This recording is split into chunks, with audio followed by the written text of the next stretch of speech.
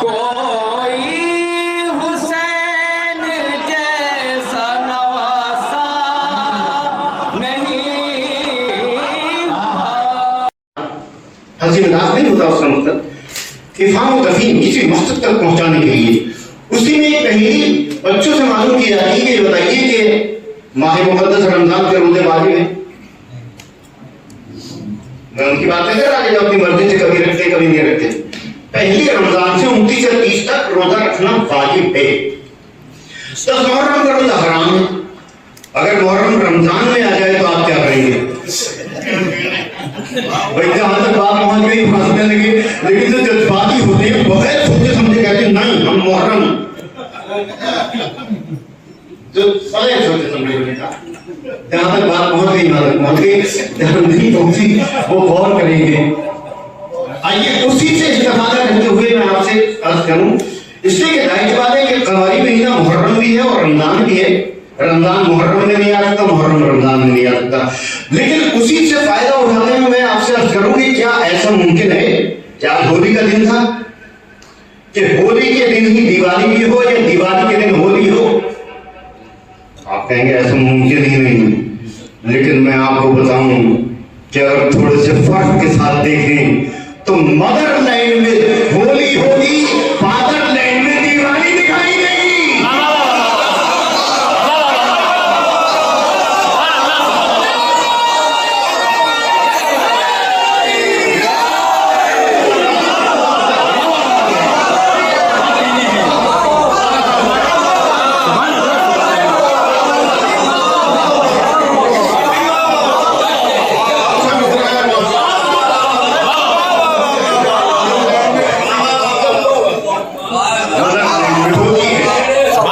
اور اسی دن father land میں دیوالی ہے.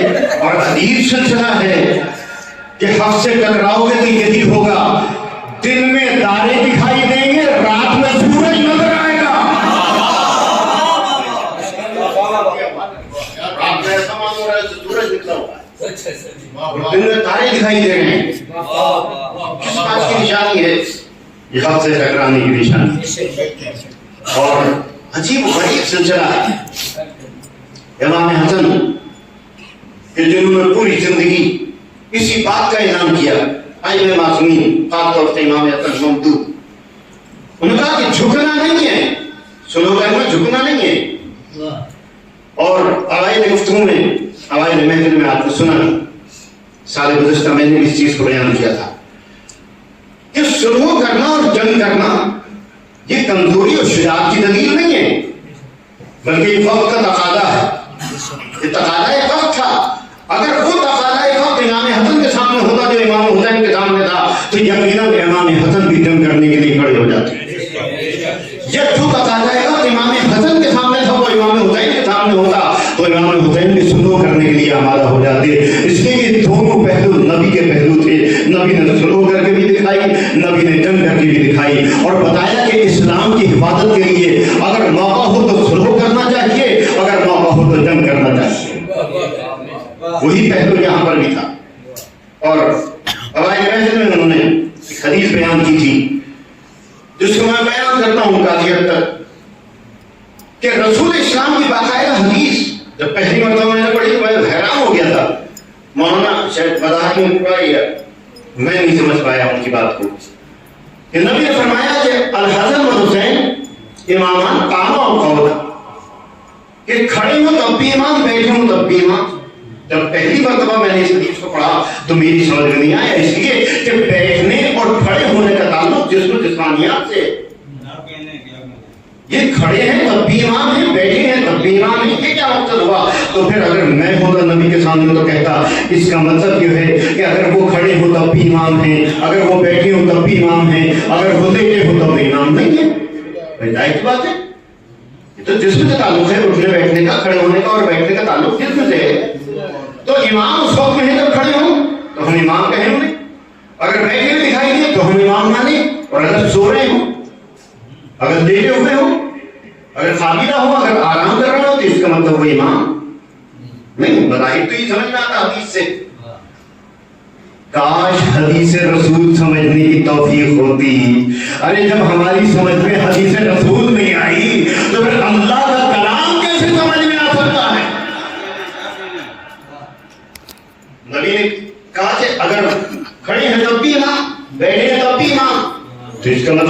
اگر لیٹ ہوں تو امام نہیں ہے؟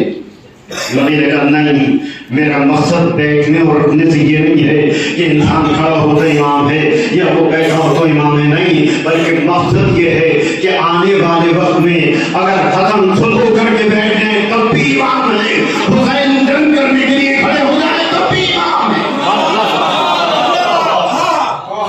یہ نہ کہنا، یہ نہ سمجھنا کہ وہ سلو کر کے بیٹھ گئے تو چاہے امام ہے یا نہیں ہے، وہ جنگ کرنے کے لیے کھڑے ہو گئے تو امام ہے یا نہیں ہے۔ نبی نے پہلے ہی پیشین گوئی کر دی کہ اگر وہ کھڑے ہوں تب بھی امام ہے، بیٹھے ہوں تب بھی امام ہے۔ اس کا مقصد یہ ہے کہ اگر وہ سلو کر کے بیٹھ جائیں تب بھی امام ہے، اور اگر وہ جنگ کرنے کے لیے کھڑے ہو جائیں تب بھی امام ہے۔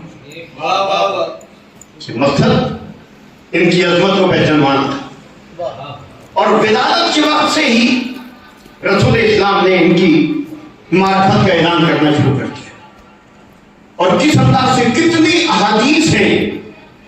میری یہ کتاب ذکر الحسن جو پاکستان سے شائع ہوئی، اس میں میں نے نبی کی تمام احادیث بھی بیان کی اور معترضین کے اعتراض اور ان کے جوابات بھی۔ ستم ظریفی یہ ہے کہ پاکستان سے آنا دشوار ہے، جو کتابیں آتی ہیں وہ بالکل اسی انداز سے ثواب کے طور پر بڑھ جائے کرتی ہیں۔ اس میں احادیث بھی بیان کی میں نے اور اعتراضات اور جوابات بھی۔ سرنامہ فرق پہ، سر فرق پہ جو حدیث کی ہے وہ ہے کہ رسول اسلام نے فرمایا لو کان العقل رجلا لکان الحسن، کہ اگر عقل مجسم ہوتی تو امام حسن کی شکل میں ہوتی۔ اگر عقل مجسم ہوتی تو حسن کی شکل میں ہوتی۔ اب آپ اندازہ کیجیے کہ جس حسن کے بارے میں نبی نے یہ فرمایا ہو کہ اگر عقل مجسم ہوتی تو حسن کی شکل میں ہوتی، تو پھر سوچئے اس کے بارے میں ہم اپنی عقل لڑائیں کہ وہ امام ہیں یا نہیں ہیں، وہ شجاع ہیں یا نہیں ہیں۔ کیوں؟ اس لیے کہ ہم شجاعت کے معیار کو صرف یہی تک سمجھے ہیں کہ اینٹ کا جواب پتھر سے دیا جائے۔ اس کا نام شجاعت نہیں ہے، اس کا نام دلیری نہیں ہے، اس کا نام بہادری نہیں ہے۔ کیوں؟ اس لیے کہ اینٹ کا جواب پتھر سے دینا، بہت زیادہ غصہ کرنے والا ہونا یہ شجاعت نہیں ہے، بلکہ شجاعت کا مطلب ہے علم و بردباری کے ساتھ، عقل و فکر کے ساتھ اس کا صحیح جواب دینا۔ اس کا صحیح جواب مقتضائے حالات کے اعتبار سے ہوتا ہے کہ کیا جواب دینا صحیح ہے۔ اس لیے کہ محققین نے لکھا کہ جو شخص کسی بات پہ غصہ نہ کرے اس کا مطلب وہ مرد نہیں ہے۔ غصہ مردانگی کی دلیل ہے۔ اور اسی کے ساتھ ساتھ ایک جملہ اور پڑھایا کہ اگر غصے میں بہہ جائے تو کمزور ہے، غصے پہ قابو پا لے تو شجاع ہے۔ عام طور سے آپ نے بھی سنا ہوگا میں غصہ آتا ہے تو مجھے برداشت نہیں ہوتا، میں اپنے آپ سے باہر ہو جاتا ہوں۔ بہت سے افراد ایسے ہیں غصے میں بے قابو ہو جاتا ہوں، جب غصہ آتا ہے تو پھر مجھے برداشت نہیں ہوتا، میں بے قابو ہو جاتا ہوں، مجھے ہوش ہی نہیں رہتا۔ محققین نے لکھا جو غصے کے قابو میں آ جائے وہ کمزور ہے، جو غصے کو قابو میں کر لے وہ شجاع ہے۔ اس وقت صحیح فیصلہ کر لینا۔ امام حسن غصہ آنے کے بعد یہ نہیں کہ غصے میں بہ گئے، غصے میں بے قابو ہو گئے، نہیں، بلکہ غصے کو قابو کرنے کے بعد فیصلہ وہ کیا کرتے تھے کہ اس وقت میں ضرورت اس بات کی ہے کہ دین کے لیے سلو کرنی چاہیے تو وہ سلو کرنے کے لیے آمادہ ہو گئے۔ لیکن اس کے علاوہ جتنی جنگیں لگی ہیں مولانا کائنات کے دور میں، اس میں ایک ایک جنگ اس بات کی عکاس ہے امام حسن کتنے شجاع تھے، کتنے شجاعت کے ساتھ امام حسن نے مار دہرائی کی۔ اور ولادت سے لے کر رسول اسلام یہی بیان کرتے رہے کہ ہادہ حسن فارفو، ہادہ حسین فارفو، یہ حسن ہے انہیں پہچانو۔ ٹھیک بات ہے، انہیں پہچاننا کیا ہے؟ اگر نبی صرف اتنا کہتے ہادہ حسن ہادہ حسین تو اعتراض کی بات ہوتی، لیکن صرف آپ نے یہ نہیں کہا بلکہ کہا فارفو ہو، انہیں پہچانو، ان کی معرفت حاصل کرو۔ اس لیے کہ جاننا اور ہوتا ہے، پہچاننا اور ہوتا ہے۔ لوگ جانتے ہیں، پہچانتے نہیں ہیں۔ بچپن سے وہ پہچاننا رہی ہیں، انہیں پہچانو یہ کون ہے۔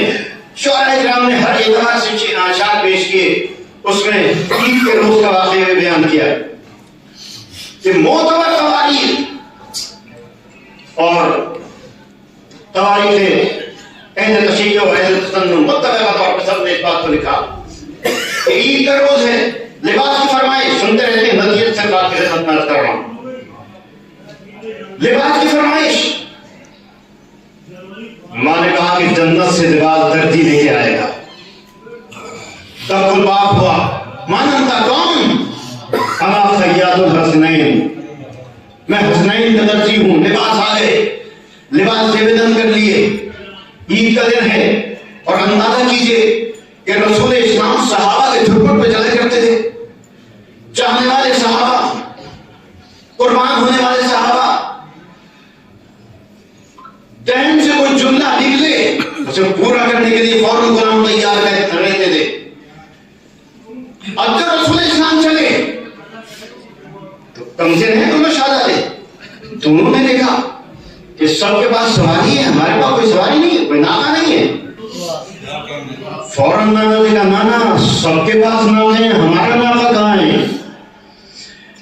یقین جانیے اگر اس وقت نبی ایک سواری کے لیے کہتے، ایک اونٹ کے لیے کہتے، ایک ناکے کے لیے کہتے تو کوئی بعید نہیں کہ 1000 ناکے آ جاتے۔ میں یقین کے ساتھ کہتا ہوں اس لیے کہ اصحاب کا ہجوم تھا، عید کی نماز کے لیے جا رہے ہیں، تمام اصحاب اس انتظار میں کہ نبی کے ساتھ ساتھ چلیں گے، نبی کی پیروی کرتے ہوئے چلیں گے، نبی کے پیچھے پیچھے چلیں گے۔ جیسی نبی چلے اصحاب ساتھ ساتھ ہیں۔ سچ بتائیے کہ اگر وہ ایک ناکے کی فرمائش کرتے، کسی چاہنے والے سے کہتے کہ ایک ناکہ لے آؤ، تو ہر صحابی یہ چاہتا کہ میں سب سے پہلے ایک ناکہ لے کے پہنچ جاؤں، اور ایک ہی ناکہ نہیں بلکہ سینکڑوں ناکے لے کے پہنچ جاؤں۔ نبی صرف ایک جملہ کہتے، ایک ناکے کی ضرورت ہے، سب دوڑتے ناکے لے کے آ جاتے، لیکن نہیں، نبی جانتے تھے جیسی حسنین نے فرمائش کی یا نبی اللہ، یہ کتب اہل سنت میں موجود ہے، تمام سیاہ ستہ وغیرہ میں ہم متفق طور پر سبھی نے اس بات کو لکھا، جیسی کہا نبی یا نانا سب کے ناکے موجود ہیں، ہمارا ناکہ کہاں ہے؟ اگر نبی چاہتے تو ناکے منگا لیتے، لیکن آپ نے دونوں کو اپنے دوش پہ سوار کیا۔ اسی لیے آج ہم لوحہ پڑھتے ہیں تو اس میں راکب دوش مصطفیٰ حسین کہتے ہیں کہ یہ دوش مصطفیٰ کے راکب ہیں، یعنی راکب دوش مصطفیٰ حسین، حسن حسین نبی کے دوش کے سوار ہیں، اور دونوں کا اپنے اپنے دوش پہ سوار کیا اور دنیا والوں کو بتایا کہ یہ جنتی بچے ہیں، جنت کا لباس دے کے تن کیے ہوئے ہیں، دنیاوی ناکے پہ بیٹھنا ان کے شایان شان نہیں ہے۔ اور یہ توہین آمیز گفتگو نہیں ہے، بات تنگ ذہن افراد یہ سمجھتے ہیں کہ چاہے یہ توہین ہے۔ راکب دوش مصطفیٰ حسین، مصطفیٰ کی دوش کے سوار، تو کتب لکھتی ہیں، تواریخ میں موجود ہے، اور سلسلہ آگے بڑھا، روایت نے یہاں تک بات پہنچائی کہ اب دونوں شہزادوں کو سوار کر لیا، امام حسن امام حسین بیٹھ گئے دوش پہ، چلنے لگے، تمام اصحاب پیچھے پیچھے چل رہے ہیں۔ پھر فرمائش کی نانا سب کے ناکے کی بہار ہے، ہمارے ناکے کی بہار کہاں ہے؟ دیکھیں بچوں کی بچے جو صاحبان اولاد ہیں، جن کی اولاد ہے، یعنی جو بچے ہیں وہ میری بات کو نہیں سمجھیں گے، لیکن جو بزرگ ہیں وہ میری بات کو سمجھیں گے۔ بچوں کی بات ایک حد تک تو اچھی لگتی ہے، لیکن جب سر چڑھنے لگتے ہیں اور بڑے بڑے کو غصہ آ جاتا ہے، چاہے نانا ہو جائے، دادا ہو جائے، باپ ہو جائے، ماموں ہو جائے، چچا ہو جائے، تایا ہو، ارے تمہارے کہنے سے میں نے دوش پہ ڈال دیا، سب کے ناکے کی مہار ہے، ہمارے ناکے کی مہار کہاں ہے؟ تاریخ نے فوراً لکھا کہ نبی نے ایک جو ایک شہزادے کے ہاتھ میں دی، دوسرے جو دوسرے شہزادے کے ہاتھ میں دی، اور دنیا والوں کو بتایا کہ دنیا والوں ان کی عظمت کو پہچانو۔ روایت تمام نہیں ہوئی، روایت اور آگے بڑھی، اب تک خاموش ہو جانا چاہیے تھا، اچھا نبی کو اب پر ہم ہو جانا چاہیے تھا، لیکن نہیں، نبی خاموش ہیں، تمام اصحاب سارا مجمع دیکھتا ہوا جا رہا ہے، سب کے سب حیران ہیں، اور آگے بڑھے، کچھ قدم آگے بڑھنے کے بعد پھر فرمائش ہوئی، شہزادوں نے کہا نانا سب کا ناکہ تو بولتا ہوا جا رہا ہے، ہمارا ناکہ خاموش کیوں ہے؟ یہ جملہ ایسا ہے کہ جہاں پر آنے کے بعد نبی کو برہم ہو جانا چاہیے کہ خاموش ہو جاؤ، میں نے تمہارے کہنے سے دوڑ کے بٹھا لیا، تمہارے کہنے سے میں نے بہار کی شکل میں اپنے گرس دے دیے، لیکن اب تم بولتے ہی چلے جا رہے ہو۔ لیکن تاریخ نے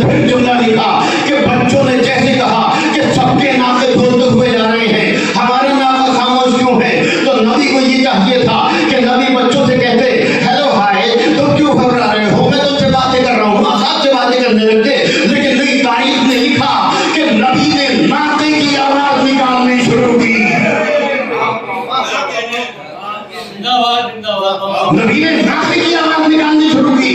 अब और आगे बढ़े, असहाब से बर्दाश्त नहीं हुआ, इसलिए कि असहाब जानिसार थे, असहाब जान कुर्बान करने वाले थे।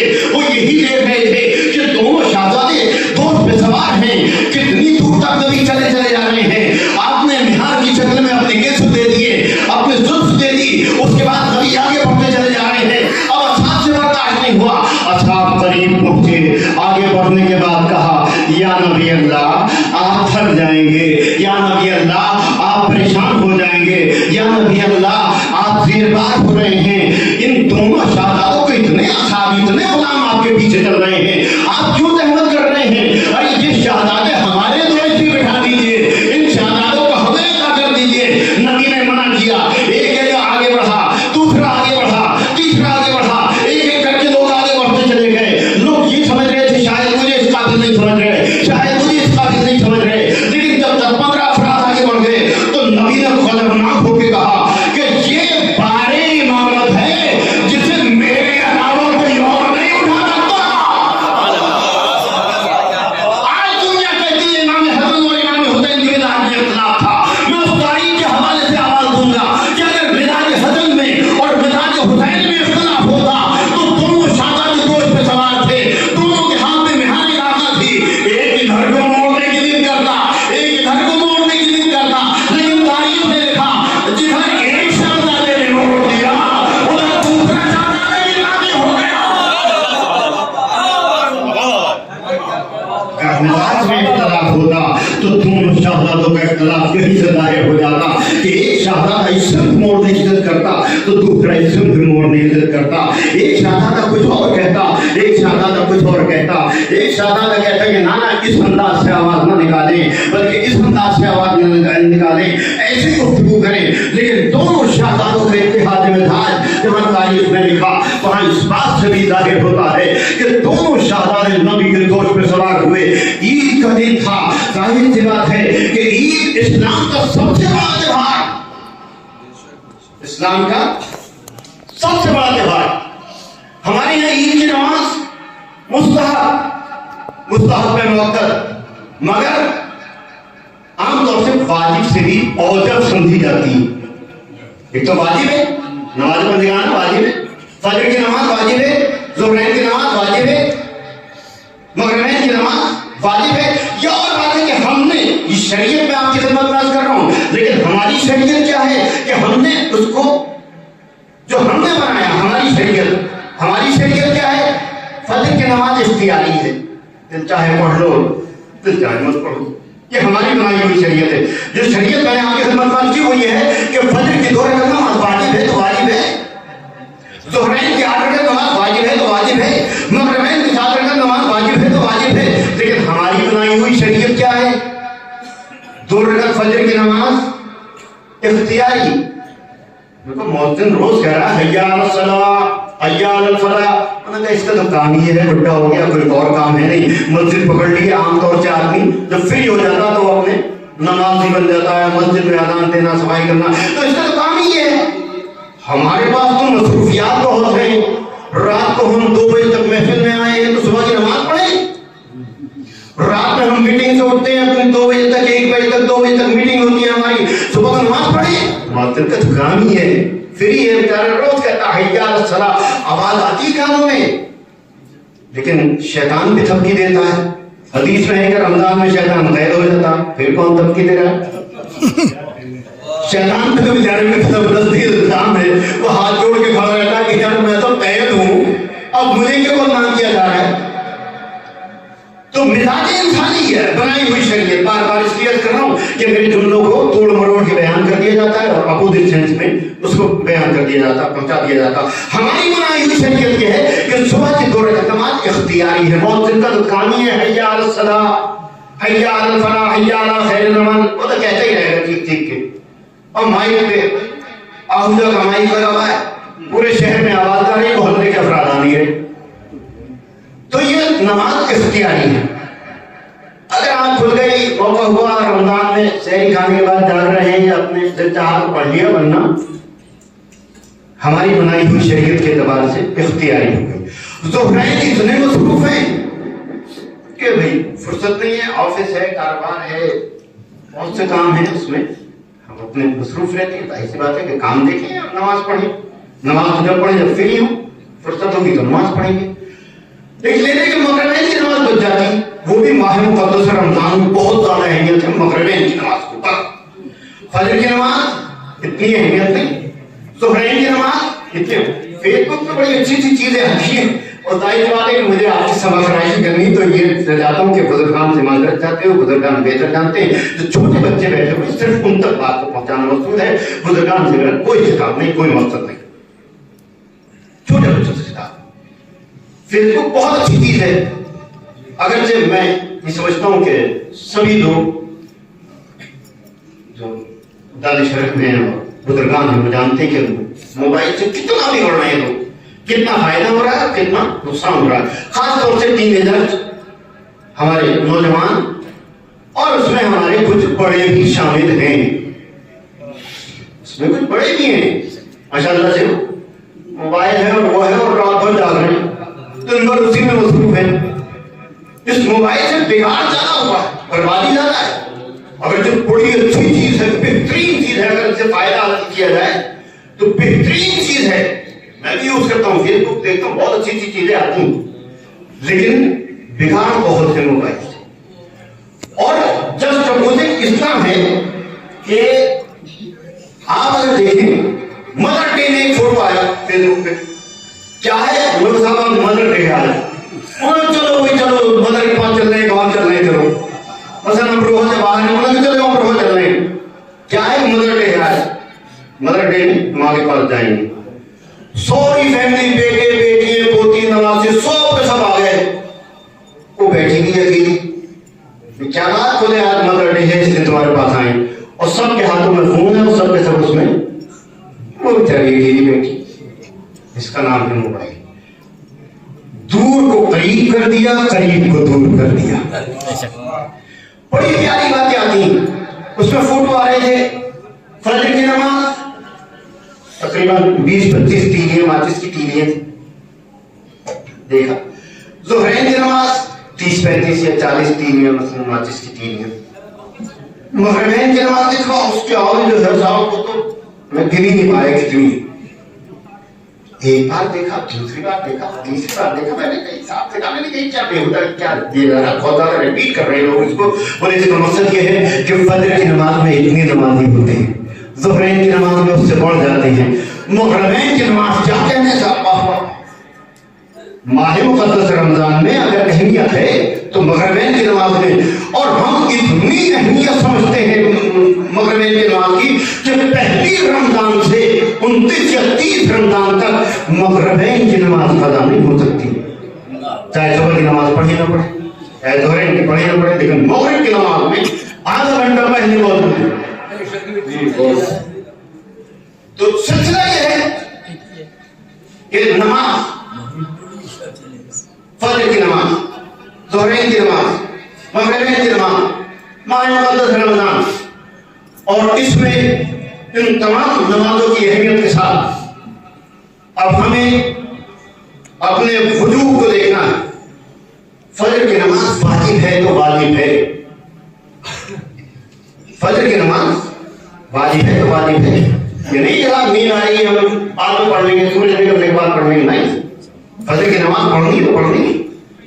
بات ہمارے یہاں کچھ بچے میں نے یہ بھی دیکھا کہ سحری کھا کے سو جاتے ہیں، اب اٹھ رہے ہیں 7 بجے 8 بجے 9 بجے. میں کہا بھائی کیا ہوا، آپ کا روزہ ہے؟ بولے ٹھیک روزہ ہے.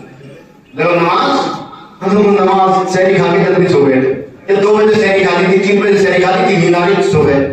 اول نماز ہے، بعد میں روزہ ہے. حدیث واضح طور پہ کہہ رہی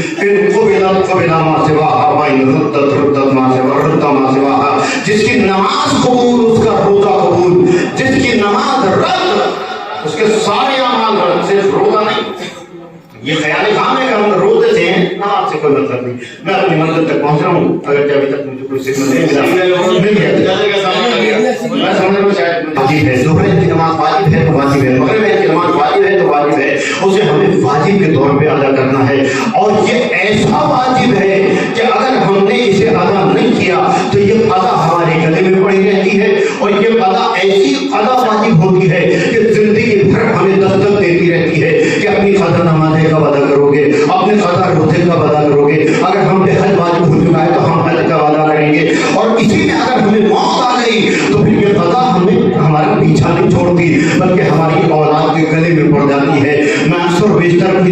मदारिस में पढ़ा करता हूँ कि वो बाप जो अपनी औलाद से मोहब्बत का दावा करते हैं, वो बच्चे याद रखें कि झूठे हैं वो बाप जो अपनी औलाद से मोहब्बत का दावा करते हैं। वो ये कहते हैं कि हम आपसे मोहब्बत करते हैं, वो नमाज नहीं पढ़ते, रोजा नहीं रखते, हज वाजिब हो गया तो हज नहीं करते। वो झूठे बाप हुआ करते हैं। क्यों? इसलिए कि कोई भी बाप अपनी औलाद के लिए प्रॉब्लम क्रिएट नहीं करता। वो ये चाहता है कि मैं अपनी जिंदगी में अपने सारे मसाइल खुद हल करके जाऊं। लेकिन झूठे हैं वो बाप जो इस बात का दावा करते हैं कि हम अपने बच्चों से मोहब्बत करते हैं, उसके बाद नमाज नहीं पढ़ते, रोजा नहीं रखते, हज नहीं करते। क्यों? इसलिए कि आज के दौर में अब भी नमाजें तो पढ़ी नहीं जा रही, बात के और गले में पढ़ते। तो ये नमाजें कदम न छोड़ें। माह मुक़द्दस रमजान है, अपने पीछे नमाज भी अदा करें और अपने अगली नमाजों को बाकायदा अदा करें। अब आज का ईद का मसला जिसके लिए मैंने आपके सामने रखा है, ईद की नमाज मुस्तहब, लेकिन जो आदमी कभी फजर की नमाज नहीं पढ़ता तो ईद की नमाज में सफ़े अव्वल में खड़ा हुआ नजर आता है। जो दुहरैन को इग्नोर करता है वो ईद की नमाज सफ़े अव्वल में खड़ा है। तो साल भर नमाज नहीं पढ़ेगा। मैंने कहा भाई आप तो साल भर नजर नहीं आते, आप बोले मैं आज भी नमाज ना पढ़े, दुनिया क्या कहेगी? अल्लाह के लिए नहीं पढ़ रहे, दुनिया क्या कहेगी? ईद के दिन भी नमाज नहीं पढ़ रहे आप, ये सोच के मस्जिद में पहुंचते हैं। तो ईद की नमाज मुस्तहब है। और बहरहाल मैं अपनी सारी बातों को खत्म कर रहा हूँ। मैं गलतफहमी का शिकार हो गया, मैं दोबारा आपसे माजरत रखा हूँ। मैं तफसीली तो नहीं हूँ, मैं अपना पैगाम आप तक पहुँचा दूँ। ईद मुस्तहब है, वाजिब नहीं है। और ईद की खुशियाँ जो हमने बढ़ा दी हैं वो शरीयत में भी नहीं है, लेकिन जो खुशियाँ शरीयत में हैं वो शरीयत में है। हमारा इतना बड़ा नुकसान हो गया दुनियाई इंसानियत का। लिहाजा मेरा पैगाम है कि ईद इस्लामी त्योहार है, नमाज जरूर पढ़नी चाहिए, ईद के अमाल जरूर करने चाहिए। ईद का त्योहार है, ईद के औरात, ईद के अमाल, ईद की दुआएं, ईद की नमाज यकीनन होनी चाहिए। लेकिन इस साल ईद हमें बड़ी सादगी से मनानी चाहिए।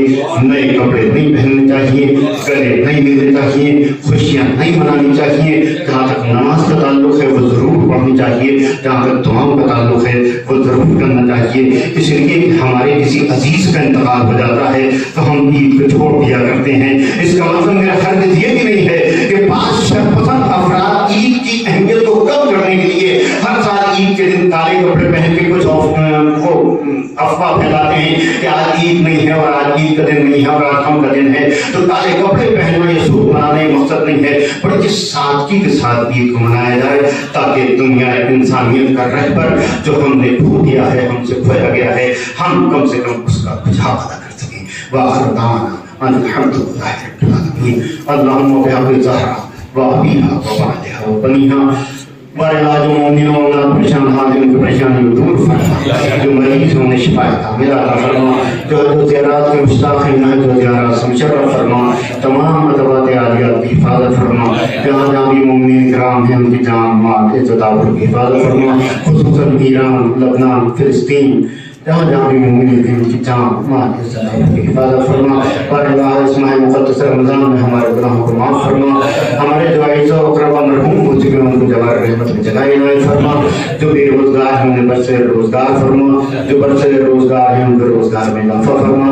और हाज़रीन महफ़िल, शुहराए महफिल, शुरकाए महफिल, दामन गिराम सुखान खाने जिस एतबार से भी जिसने शिरकत की है उसकी तौफ़ीक़ात में इज़ाफ़ा फरमा और उसके दिली व शरई हज़ात को कबूल फरमा। हमारे आखिरी नाम फरमा, हमें उनके अंसार व